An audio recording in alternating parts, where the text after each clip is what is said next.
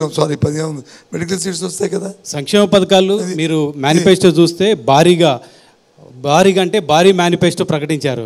సంక్షేమ పథకాలు ఓట్లు కురిపిస్తాయనేది మీ అభిప్రాయం అయితే తెలంగాణలో కూడా మీకన్నా ఎక్కువగా సంక్షేమ పథకాలు ఇక్కడ అమలు చేశారని చెప్తున్నారు. తెలంగాణలో కేసీఆర్ ప్రభుత్వం, కానీ ఇక్కడ రిజల్ట్ తారుమారు అయిపోయింది. మీరు ఎట్లా చూస్తారు?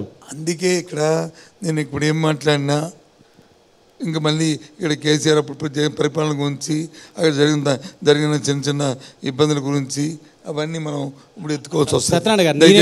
చెప్తాను, మీరు చెప్పిన దాంట్లో ఒకటే తీసుకుంటాను. వెల్ఫేర్ వల్ల అధికారం వస్తుంది. మేము ఇప్పుడేం పెంచలేదు కదా. ఇప్పుడు చంద్రబాబు చెప్పాడని చెప్పి 4,000 రూపాయలు ఇస్తాను మేము చెప్పలేదు కదా. లేదు వికలాంగుడికి 7,000 ఇస్తాను మేము చెప్పలేదు కదా. లేదు అంటే మహిళలకు వచ్చి బస్ ఫ్రీ ఇస్తామని చెప్పలేదు కదా. అది చెప్పామా? చెప్పు, ఎందుకు చెప్పలేదు? చేసింది చెప్పిందే చేయాలి, చేసిందే చెప్పాలని. దానివల్ల రాష్ట్రంలో ఆర్థిక పరిస్థితులు కూడా ఇబ్బంది ఉండకుండా ఉండాలని, ఏదైతే చెప్పామో దాన్ని 100% అమలు జరపాలని. అందుకే ఏమన్నాము, గత 5 సంవత్సరాల పరిపాలన చూసి మా మీద నమ్మకం ఉంటే, మీకు మంచి జరిగింది అనుకుంటే మళ్ళీ ఒకసారి మాకు అవకాశం అండి అడిగిన ముఖ్యమంత్రి, అడిగిన నాయకుడు ఎవరు? చంద్రబాబు అడగమనండి. నేను 14 సంవత్సరాలు వచ్చి రాష్ట్రంలో ముఖ్యమంత్రి చేశాను. నా పరిపాలన చూస్తే మళ్ళీ నాకు ఓటు వేయండి అనమనండి. మీ నమ్మకం నిలబడుతుందా సార్? ఎందుకంటే మీరు 3,000 ఇస్తా ఉన్నారు పింఛను. వాళ్ళు ఈ నెల నుంచి పోలింగ్ మే 13, రిజల్ట్ జూన్ 4, ఏప్రిల్ నుంచే 4,000 ఇస్తూ ఉంటున్నారు. ప్రతి మహిళకి 2,500 ఇస్తూ ఉంటున్నారు. ప్రతి ఇంటికి 3 సిలిండర్ ఫ్రీగా ఇస్తూ ఉంటున్నారు. రైతుకి 20,000 సూపర్ 6 కొడుతుందని చెప్తా ఉన్నారు.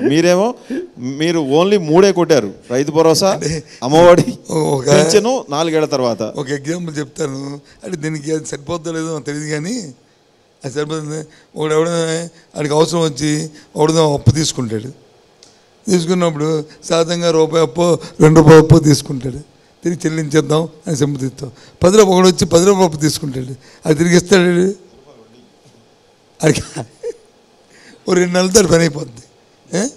చంద్రబాబు నాయుడు చరిత్ర మనం తీసుకుంటే ఇదే రైతు రుణమాఫీ చెప్పాడు, మహిళా రుణమాఫీ చెప్పాడు, డోక్రా సంఘాల రుణమాఫీ చెప్పారు, ఇంటికో ఉద్యోగం అన్నారు, లేకపోతే ఉద్యోగ వృత్తి అన్నారు.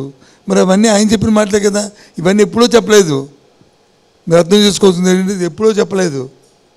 ఈ కూటమి ఏదైతే ఇప్పుడున్న పసుపు చొక్కా, కాషాయ చొక్కా, ఆ చొక్కా ఈ చొక్కా కన్నా మధ్య ఉన్న చొక్కా 3 రంగులు కలిపి 2014లో చెప్పారు. మళ్ళీ ఇప్పుడు సేమ్ మనుషులు వచ్చి మళ్ళీ మేము చెప్తామని ప్రజలు ఎక్కడ నమ్ముతారండి? ఎలా? How can believe? ఇంకా రెండోది, ఇంకా అంతకంటే ఎక్కువ చెప్తున్నారు. రెండోది నిన్నటి వరకు ఏం చెప్పారు మా ప్రభుత్వం మీద? ఇలా అప్పుల పాలు అయిపోయారు, ఇక ఆర్థికంగా దిగిపోయారు. కనీసం మొన్న మేము పెన్షన్ ఇస్తామంటే వీళ్ళే పిటిషన్ పెట్టి ఆపి అమ్మో డబ్బులు లేవు పెన్షన్ అని చెప్పిన వ్యక్తులే కదా. మరి పెరిగిస్తారు. ఇదేనా పాతాళ పేరు మంత్రం ఉందా? జనం వెటాచార్య సినిమా అనుకుంటారు. ఇది జనం అభిప్రాయం మార్చుకోరు సార్. మీరు కాంగ్రెస్లో ఉన్నప్పటి నుంచి కూడా చంద్రబాబు నాయుడు అంటే అపనమ్మకమైన వ్యక్తి, వెన్నుపోటుదారుడు, నమ్మించి మోసం చేస్తారని 2004 ఎలక్షన్లో చెప్పారు, ఓడించారు. 2009లో ఓడించారు. 2014లో మీరు అవి చెప్పి ఓడించలేకపోయారు కదా. ఇప్పుడు జనం నమ్మరంటారా ఆయన్ని? సార్ 14లో జగన్మోహన్ రెడ్డి గారు ఈ మాట చెప్పలే. 14లో చంద్రబాబు నాయుడు ఏం చెప్పాడంటే, ఇప్పుడే పుట్టిన పిల్ల, నాకు చాలా అపారమైన అనుభవం ఉంది, నేను దీన్ని వచ్చి